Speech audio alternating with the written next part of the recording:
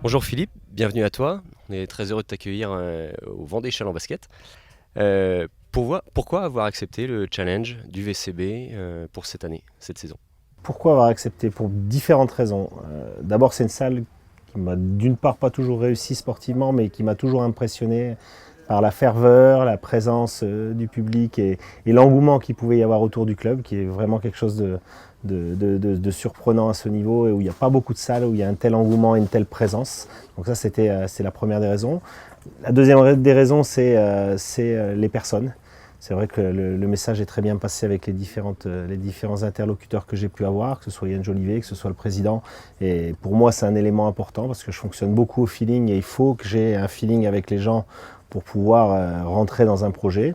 Puis le troisième élément, c'est un projet sportif où il y a une envie de grandir, où il y a une envie de revenir à un niveau qui est plus proche de ce qu'a toujours été Chaland. Et j'ai envie de participer à cette aventure. D'accord, donc tu acceptes le challenge. Oui. Quel est ce challenge? Le challenge, il est clair. Il est d'abord de se repositionner dans le haut de tableau du championnat national 1 pour pouvoir, dans un deuxième temps, et on déterminera à travers nos performances quel sera ce deuxième temps, être un vrai prétendant à une montée en Pro B, clairement. Donc toi tu as signé là pour 2 ans, c'est ça? J'ai signé pour 2 ans, tout à fait. D'accord. On annonce plusieurs départs par rapport Ouais. à l'équipe de l'année dernière. Qu'est-ce que tu peux dire sur le profil de l'équipe que tu souhaites construire?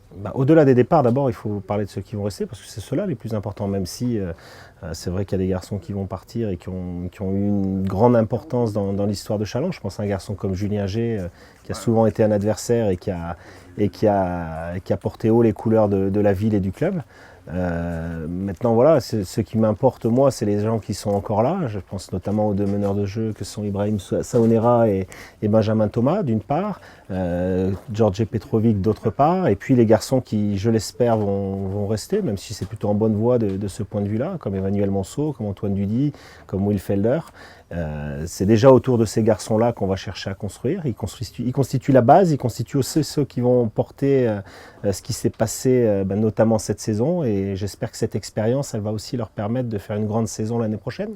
D'accord, donc dans ce que tu viens de dire, tu viens d'annoncer que Will Felder, ça va faire plaisir à beaucoup de monde. Will Felder sera chalandais l'an prochain. C'est pas encore fait parce qu'il a une clause, mais c'est fort possible effectivement qu'il soit encore de cette nouvelle aventure. D'accord. Quelle est ta philosophie de jeu à toi? Ma philosophie de jeu, c'est de tirer le maximum des joueurs que j'ai dans mon équipe. Ça veut dire qu'il y a forcément une base défensive parce qu'elle est pour moi incontournable. Il faut effectivement avoir un langage commun et une base défensive forte parce que c'est la clé de toutes les grandes performances. Et après, mon basket, il va s'adapter aux garçons que je peux avoir. Il pourra être plus enlevé et plus offensif et beaucoup basé sur le jeu rapide si j'ai des profils de joueurs dans ce registre-là. Il pourrait être beaucoup plus patient et beaucoup plus construit avec d'autres profils d'équipe. Donc le profil offensif, il va dépendre de la constitution d'équipe et des garçons qui vont arriver dans le groupe pour compléter les 6 joueurs dont on a déjà parlé. D'accord. Donc c'est vrai qu'on sent une certaine impatience chez les supporters sur cette nouvelle équipe, justement. Mhm. À l'heure actuelle, qu'est-ce que tu peux dire sur cette future équipe? Écoute, c'est difficile de répondre à cette question. Aujourd'hui, il y a beaucoup de visionnage, il y a beaucoup de tractations, il y a beaucoup d'échanges avec les membres du club d'une part, mais aussi et surtout les agents qui représentent les différents joueurs. On a beaucoup de profils qui nous intéressent et sur lesquels on aimerait avancer. Pour